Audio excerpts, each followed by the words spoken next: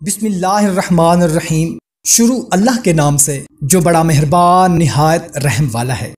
السلام علیکم دوستو، امید ہے آپ سب لوگ اللہ تعالیٰ کے فضل و کرم سے ٹھیک ٹھاک ہوں گے۔ دوستو، بھائیوں اور بہنوں، پورے مہینے کے روزے۔ ترجمہ: حضرت اسامہ بن زید فرماتے ہیں کہ میں نے عرض کی، یا رسول اللہ صلی اللہ تعالی علیہ وسلم، میں دیکھتا ہوں کہ جس طرح آپ صلی اللہ تعالی علیہ وسلم شعبان میں روزے رکھتے ہیں، اس طرح کسی بھی مہینے میں نہیں رکھتے۔ رسول اللہ صلی اللہ تعالی علیہ وسلم نے ارشاد فرمایا، رجب و رمضان کے درمیان میں شعبان وہ مہینہ ہے کہ لوگ اس کی اہمیت و شان سے غافل ہیں۔